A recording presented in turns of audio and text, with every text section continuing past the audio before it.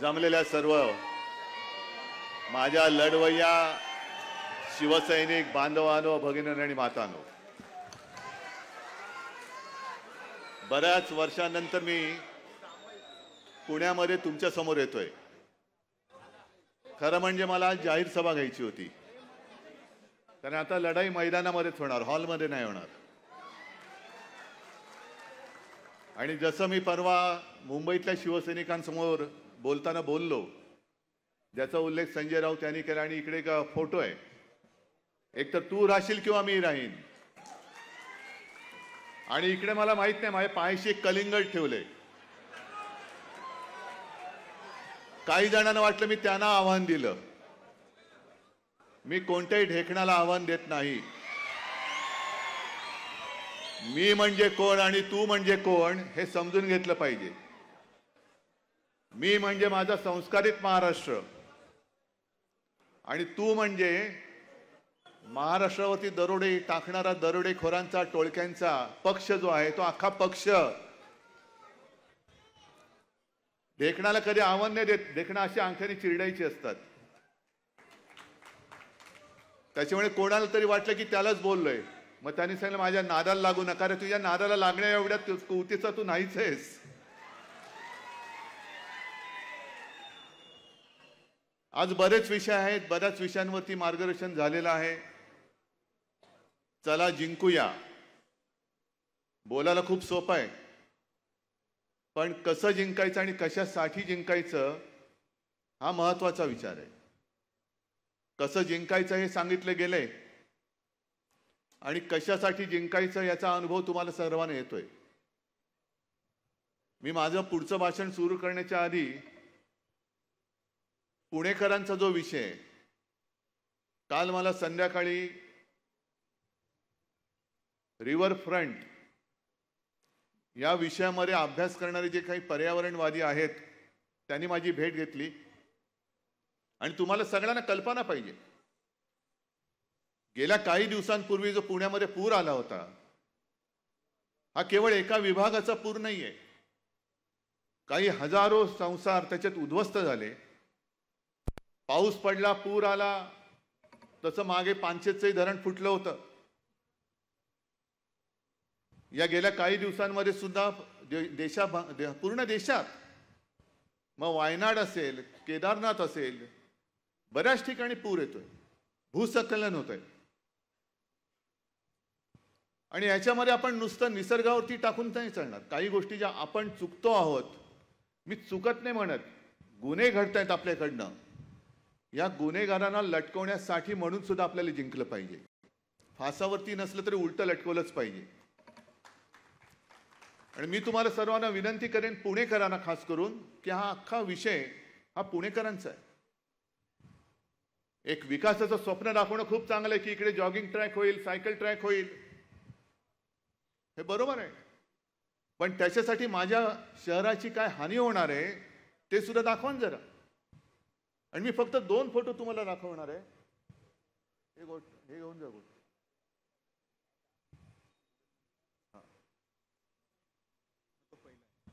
हा पहिला फोटो एक दाखवतोय गुगल मॅपचा.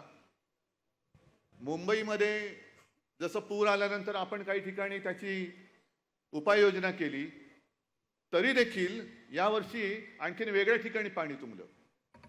कारण मुंबईमध्ये चाललेली बेसुमार नियोजन शून्य मेट्रोची कामं, अनेक ठिकाणी मुंबईकरांच्या पाण्यामध्ये, पिण्याच्या पाण्यात गटाराचं पाणी मिक्स होतंय, पोटाचे विकार होत आहेत.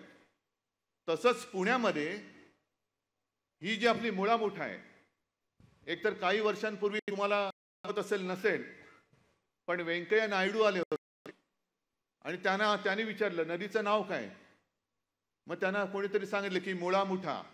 काय नावं आहेत, नावं कशी पाहिजेत. काय व्यंकय्याचं नाव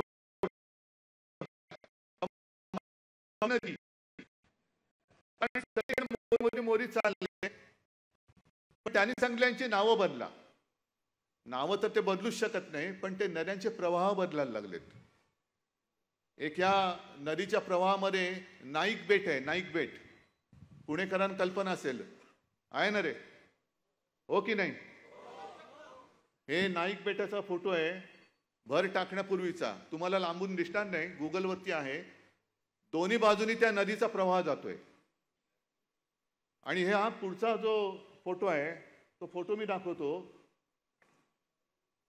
त्याच नाईक बेटाचा आहे, पण एका बाजूनी पूर्णपणे भराव टाकून नदीचा प्रवाह बंद करून टाकला. मग नदी काय करणार, घुसणार नाही इकडे तिकडे. पण या लोकांचं काय जात नाही. का जिंकायचंय मला? मला पुणे वाचवायचंय. मला पुण्याचा विकास, ज्याला शाश्वत विकास म्हणतोय, तो करून दाखवायचा आहे. आजपर्यंत मी कधीही मुख्यमंत्री होतो तेव्हा सुद्धा पुण्याच्या विकास कामामध्ये दखल घेतलेली नव्हती, कारण बसले होते इथले सुभेदार. म्हटलं ठीक आहे, तुम्ही चांग भलं करत असाल पुण्याचं तर करा.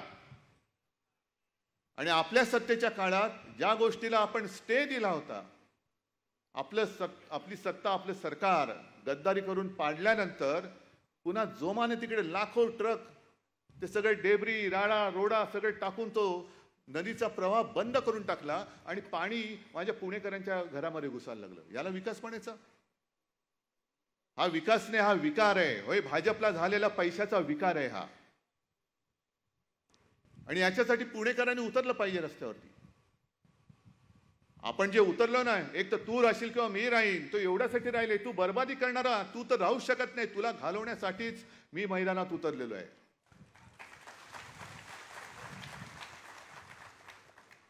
हे बेट कोणाचं आहे? तिकडे भराव कोण टाकतंय? माझ्या माहितीप्रमाणे संजय, आता तुम्ही जो उल्लेख केला राम मंदिराचा, गळते राम मंदिर, तसंच नवीन संसद भवनही गळते. जे नवीन संसद भवन आहे ते ज्यांनी बांधलं तोच कॉन्ट्रॅक्टर या नदी बुजवण्याचं काम करतोय, ही माझी माहिती आहे. हा गुजरातचाच आहे, औरंगजेबाच्याच राज्यात जन्मलेला आहे.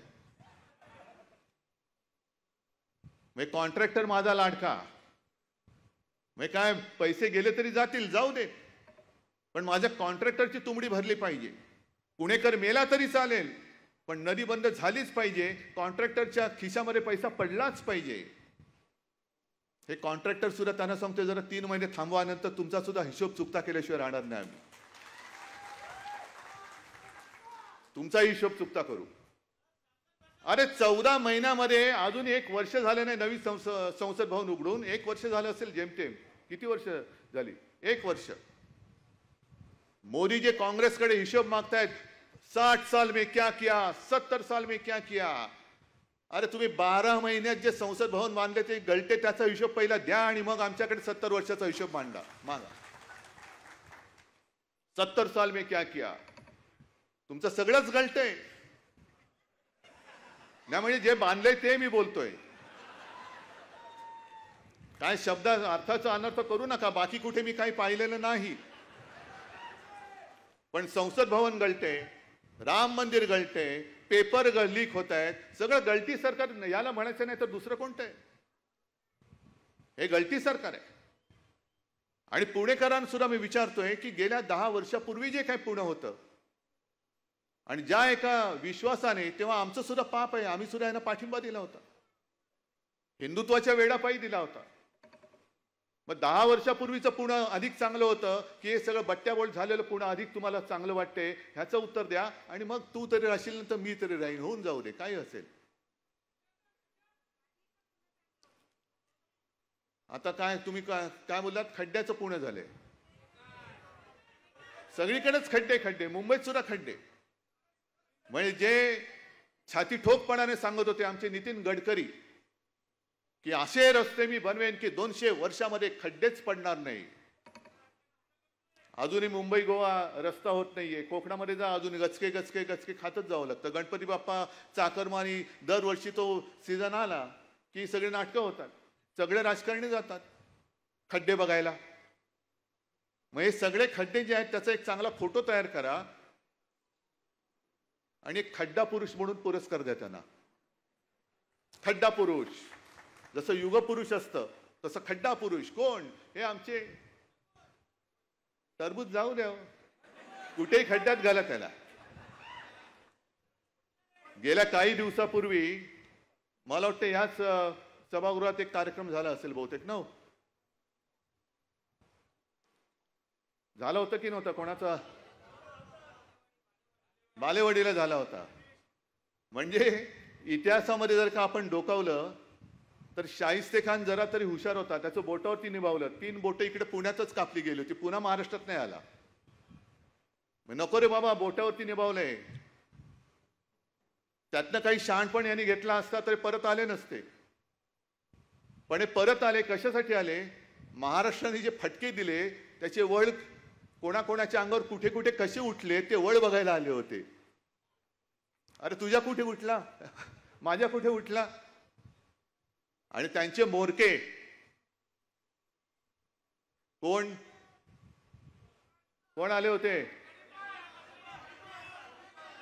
अहमद शाह अब्दालीचा राजकीय वंशज अमित शहा. अहमद शाह अब्दाली, तो पण शाहच होता. तो अहमद शाह होता. हे अमित शाह आहेत. अहमद शाह अब्दालीचा हा राजकीय वंशज हा इकडे वळवळायला आला होता. आम्हाला हिंदुत्व शिकवतोय.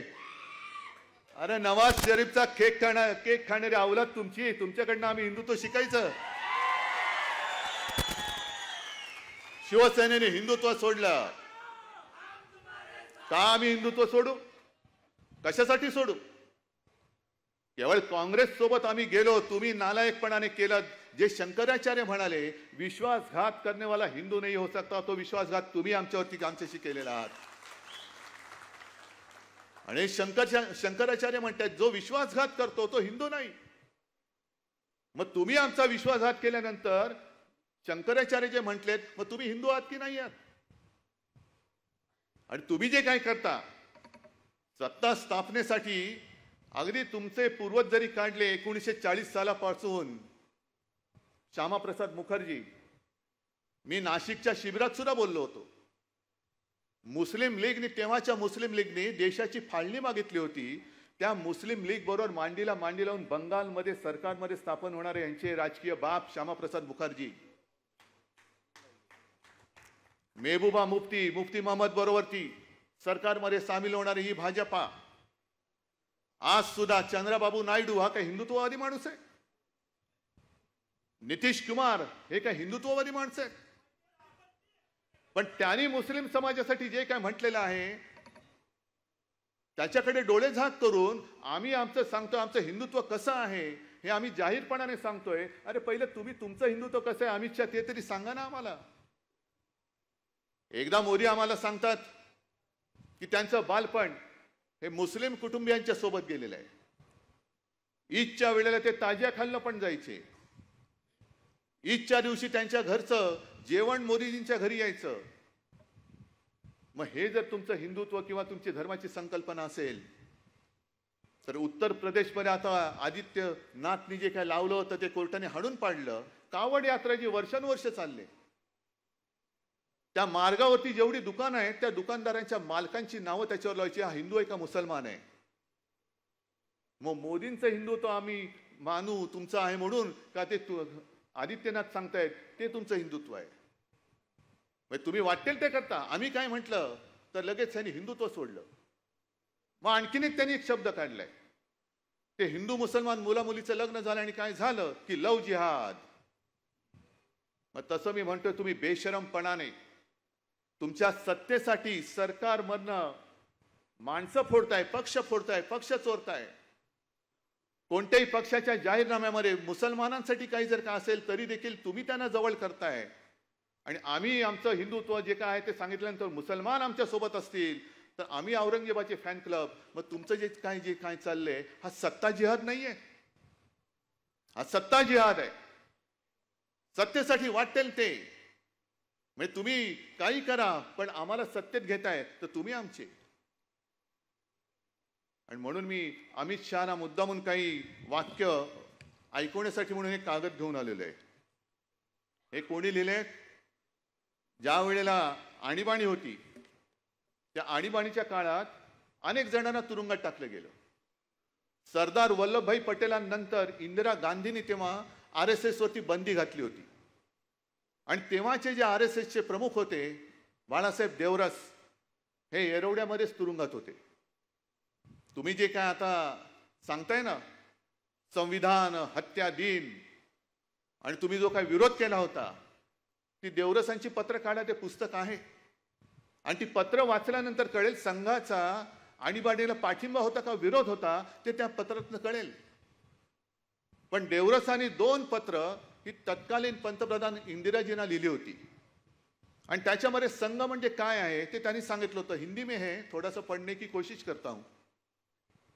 त्यांनी सांगितलं की राष्ट्रीय स्वयंसेवक संघ पर सांप्रदायिकता का आरोप करने वाले भी कुछ लोग हैं, पर उनका यह आरोप निराधार है. यद्यपि संघ का कार्यक्षेत्र संप्रति केवल हिंदू समाज तक ही सीमित है, फिर भी किसी अहिंदू के खिलाफ कुछ भी संघ में सिखाया नहीं जाता. संघ में मुसलमानों का द्वेष करना सिखाया जाता है, यह कहना भी सर्वथा असत्य है. इस्लाम धर्म, मोहम्मद पैगंबर, कुरान तथा ईसाई धर्म, ईसा मसीह, बाइबल, इनके संबंध में संघ में अनुचित शब्द का भी प्रयोग नहीं होता. इतना ही नहीं बल्कि सर्व धर्म समभाव यानी एक सत विप्रहा बहुधा वदंती, यह जो हिंदुओं की विशेषता है उसी को संघ सर्वोपरि मानता है. मग हे कोणाचा फॅन क्लब आहे? मग त्या अब्दालीला विचारा, अहमद शहाचा जो वंशज वळवळतो ना इकडे येऊन बोंबलून गेला, त्यांना विचारा की हे हिंदुत्व म्हणून तुम्हाला संघ नकोय का? निवडणुकीच्या शेवटच्या सुमारास नड्डा जे बोलले होते की आता आम्हाला संघाची गरज नाही, कारण संघाचं हिंदुत्व अमित शहाना मान्य आहे की नाही हे तुमच्या समोर मी जाहीर त्या अहमद शाह अब्दालीच्या राजकीय वंशज अमित शहाना विचारतोय. हे राजकीय वंशज आहेत त्यांचे. तोडा फोडा आणि राज्य करा. मराठी माणसाची सुद्धा जी एक एकजूट आहे, हिंदूंची एकजूट आहे. जातीपाती धर्म भांडणं लावायची, समाजात भांडणं लावायची आणि स्वतःची घरं ही चांगली सजवायची, दुसऱ्यांची घरं जाळायची, त्यांच्या होळ्या पेटवायच्या आणि तुमच्या पोळ्या भाजायच्या. हे हिंदुत्व आमचं छत्रपती शिवाजी महाराजांनी आम्हाला नाही शिकवलं. हे अब्दाली, हे तुमच्या औरंगजेबाने तुम्हाला शिकवलेलं हिंदुत्व असेल कदाचित, ज्याला आम्ही हिंदुत्व मानत नाही, ज्याला आम्ही मानत नाही. हे पुस्तक आहे, त्याच्यामध्ये अनेक देवरसांचे लेख आहेत. आणखीन एक मुद्दा म्हणून तुम्हाला सांगतोय, हे घेऊन जा बाजू. हा, आता यांना संघ का नकोय? कारण आणखीन एक पुढचं एका लेखात त्यांनी म्हटलेलं आहे की कुर्सी लोलूप नेतृत्व फार मोठं आहे, पण एक 4 ओळी वाचतो. आणि हे खरंच देवरसांचं कौतुक आहे की त्यांना हे दिसलं होतं की काय तेव्हा मला माहिती नाही की असे नतद्रष्ट संघाचा उपयोग करून सत्तेत येतील आणि संघाच्या ह्याला हरताळ फासतील हे त्यांना ओळखलं होतं. त्यांनी असंच म्हणावं लागेल.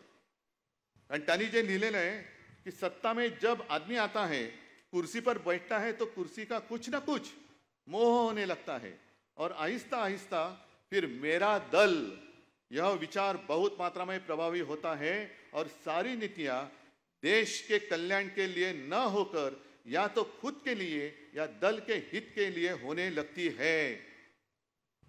किसी ने यदि पूछा कि भाई यह कोई अच्छी बात है क्या, तो कहते हैं हाँ भाई अच्छी तो नहीं है लेकिन करनी पड़ती है. दल के लिए करनी पड़ती है, कुर्सी के लिए करनी पड़ती है.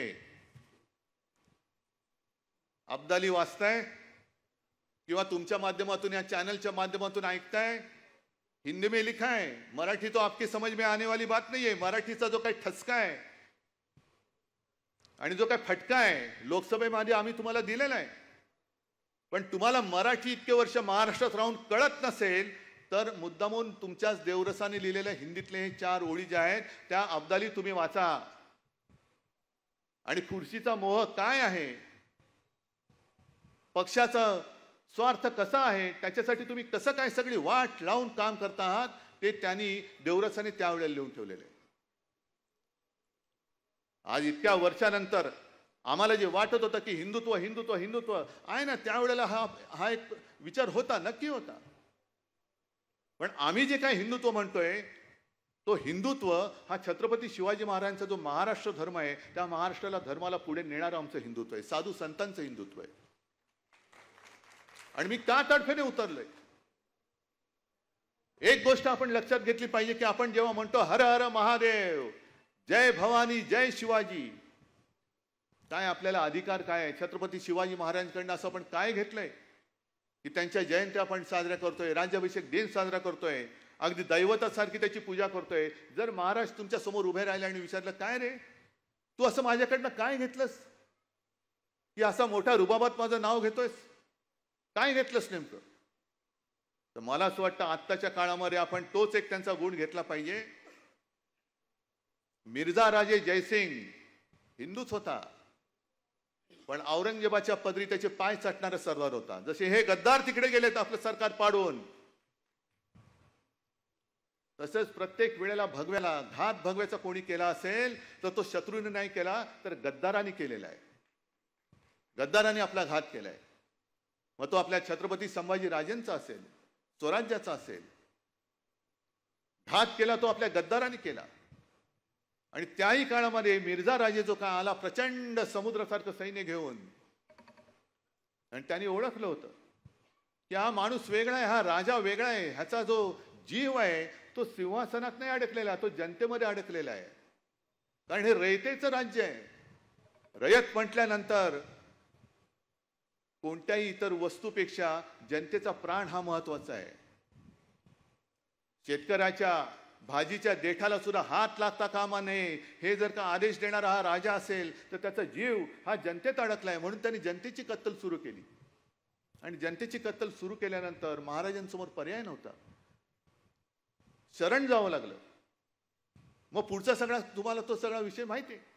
आग्र्याला तिकडे घेऊन गेले आणि आग्र्याला जवळपास त्यांना मारायचंच ठरलं होतं औरंगजेबानी, पण मोठ्या शिताफीने महाराज निसटले. आणि परत आल्यानंतर सर्व काही गमावलं होतं, सगळे गड गमावले होते, राज्य गमावलं होतं, खजिना होता तो गमावला होता, सैनिक गमावले होते, काही शिल्लक नव्हतं. म्हणजे पक्ष चोरला, चिन्ह चोरलं, वडिलांचा फोटो चोरला. अशा परिस्थितीमध्ये पुन्हा त्यांनी मर्द मुठभर असतील पण मावळ्यांना सोबत घेऊन औरंगजेबाच्या छाताड्यावरती भगवा रोवून स्वराज्य हिंदवी स्वराज्याची स्थापना केली.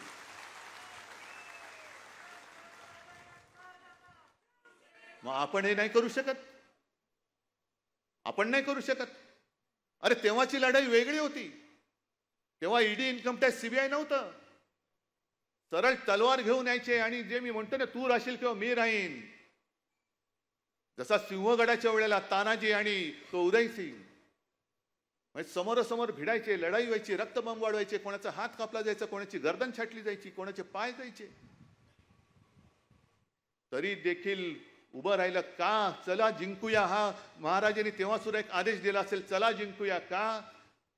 कारण सगळं जे काही संकट आलं होतं ते संकट नेस्तनाबूत करून पुन्हा माझा पवित्र भगवा, हा हिंदू संस्कृतीचा भगवा, हा तिकडे मला रोवायलाच पाहिजे. त्या जिद्दीने महाराज परत आले आणि त्यांनी तो रोवून दाखवला. म्हणून आपण त्यांची पूजा करतो. मग इतिहासामध्ये आपली नोंद काय झाली पाहिजे? अरे नुसते नाव घेणारे होते नाही. मी तर असा विचार करतो की माझं प्रत्येक पाऊल छत्रपती शिवाजी महाराज आणि बाळासाहेब बघतायत की हा काय करतोय. शिवसेना प्रमुखांनी शिवसेनेची जबाबदारी माझ्यावरती सोपवली. शिवसेना म्हणजे नुसती यांच्यासारखा भाकड जनता पक्ष नाही, तर अन्याय जाळून टाकणारी मशाल आणि निखारा आहे तो निखारा. त्या निखाऱ्याची जबाबदारी त्यांनी माझ्यावरती सोपवलेली आहे. निखाऱ्याची जबाबदारी पेलणं हे फार मोठं काम आहे. मशाल सुद्धा हातामध्ये पेलणं हे फार मोठं काम आहे. कारण जी मशाल अन्याय जाळू शकते तीच मशाल घर सुद्धा जाळू शकते. आणि म्हणून मी जी मशाल निशाणी निवडलेली आहे ती जाणीवपूर्वक निवडलेली आहे. ठीक आहे, आज सुद्धा माझं आव्हान आहे, तुम्ही पक्ष चोरला, चिन्ह चोरलं, सुप्रीम कोर्टामध्ये निकाल लागणार आहे. उद्या का 6 तारखेला सुनावणी आहे. आमचा न्यायदेवतेवरती विश्वास आहे. येत्या 5, 10, 50 वर्षामध्ये निकाल नक्की लागेल. ना आता एवढा आमचा विश्वास आहे, आमचा अंधविश्वास आहे न्यायदेवतेवरती. एक 50 वर्षामध्ये निकाल नक्की लागेल. पण तो निकाल लागायचा तेव्हा लागेल मी जनतेच्या न्यायालयामध्ये निकाल मागण्यासाठी न्याय मागायला आलेलो आहे. आणि आजचं हे जे शिबिर आहे, हे शिबिर आणि तुम्ही सगळे माझे शिवसेनेचे वकील आहात.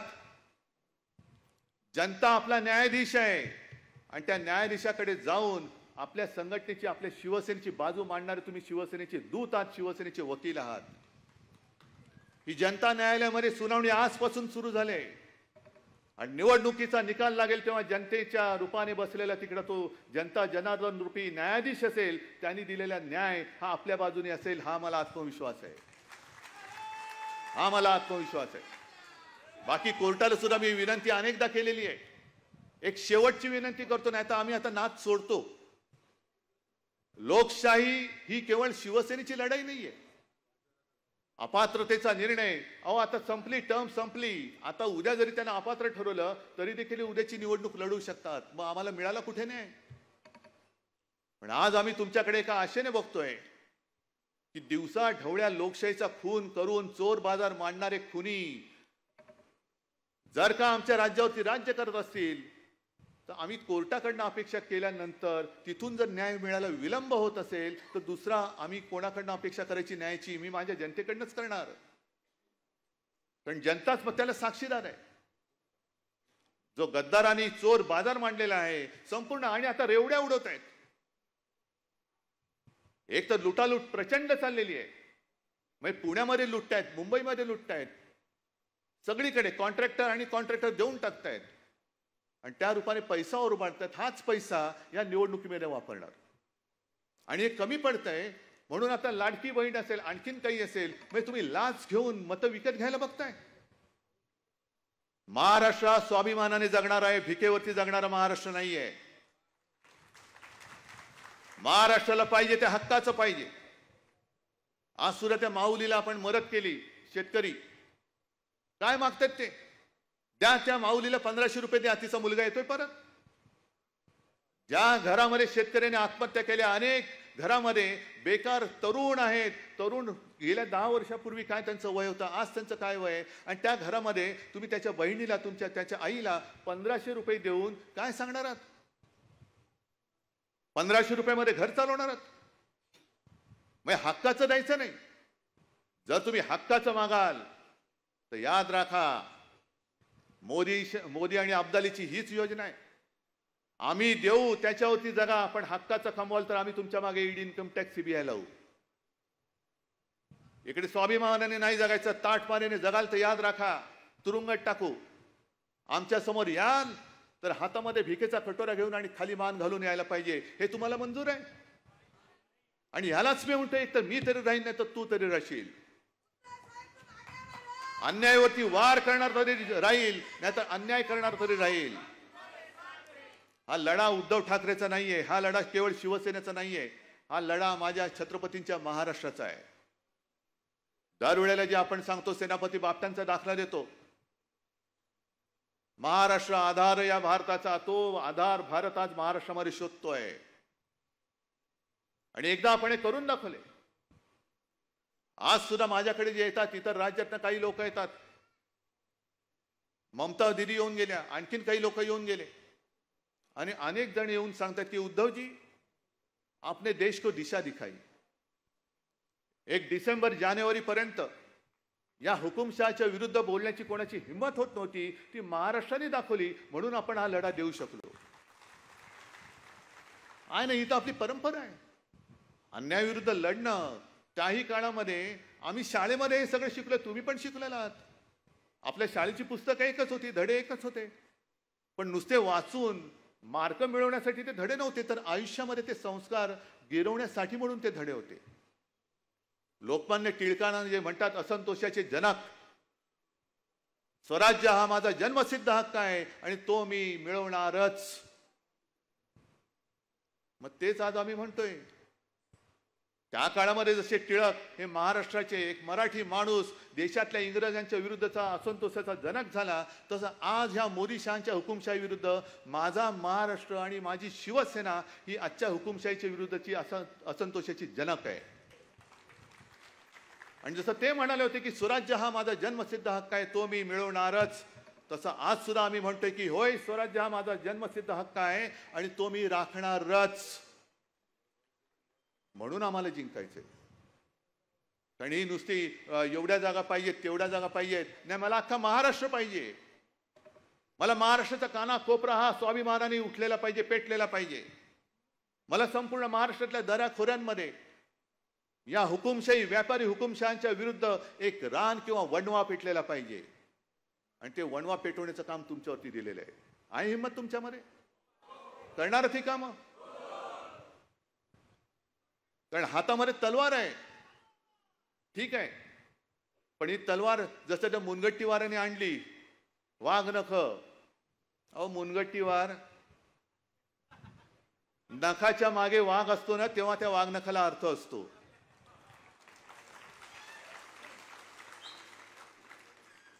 त्या वाघ नखाने अफजल खानाचा कोथळा काढलेले आहेत की नाही हा विषय वेगळा आहे पण त्या नखाच्या मागे शिवाजी राजा म्हणून वाघ होता म्हणून त्या नखाला महत्व आहे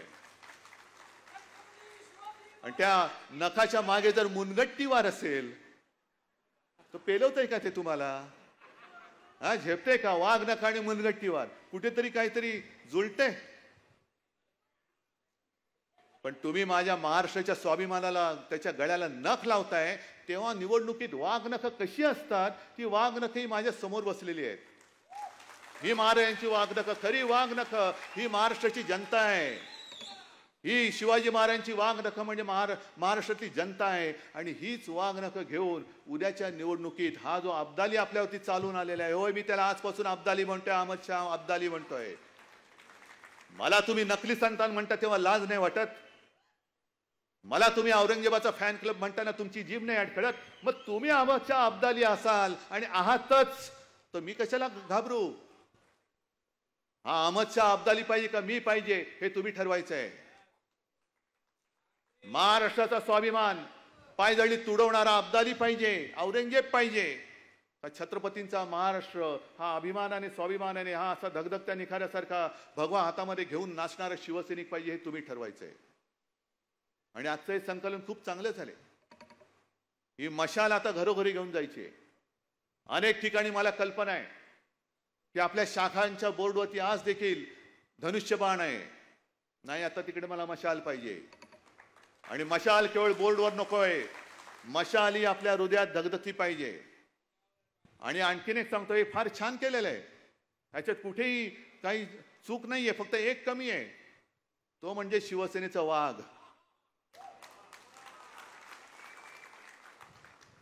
जो मुनगट्टीवारकडे नाहीये जो भाजपकडे नाहीये तुम्ही नका घेऊन बसा पण वाघ माझ्याकडे आहे त्याच्यामुळे आम्हाला ती भीती दाखवू नका ही निवडणूक तुम्ही कधीही घ्या ठीक आहे पावसाचं थैमान आहे पण त्याच्यानंतर पावसाचं थैमान झाल्यानंतर भगव्याचं थैमान सुरू होईल भगवं वादळ या महाराष्ट्रामध्ये येईल आणि अमित शहाना सांगतोय अब्दालीला सांगतोय की या लोकसभेत जेवढे वळ तुमच्यावरती उमटलेत त्याच्यापेक्षा जसं संजय तुम्ही बोललात ना शिवसेना प्रमुख म्हणायचे की माझ्या पाठीवरती आता एवढे वार झालेत की वार करायला जागा नाही तसं या विधानसभेच्या निकालानंतर अब्दाली तुमच्या भाजपवरती एवढे वळ उठतील की पुन्हा वळ उठवायला जागा शिल्लक नसेल आणि मग तुमची वळवळ ही महाराष्ट्रामध्ये कायमची गाडली गेलेली असेल आणि ती गाडण्यासाठी सज्ज व्हा हातामध्ये मशाल घ्या आणि ह्या चोर बाजाराला दरोडेखोरांना जसं औरंगजेबाची कबर तिकडे आपण बांधली तशीच भाजपची राजकीय कबर या महाराष्ट्रामध्ये बांधा जय हिंद जय महाराष्ट्र मी सर्व नेते देश विदेशातील प्रत्येक घडामोडींचे लाईव्ह अपडेट मिळवण्यासाठी आता साम टीव्हीच्या सर्व सोशल मीडिया प्लॅटफॉर्मला लाईक, फॉलो आणि सबस्क्राईब करा. तसंच सर्व नोटिफिकेशनसाठी बेल आयकॉन प्रेस करायला विसरू नका.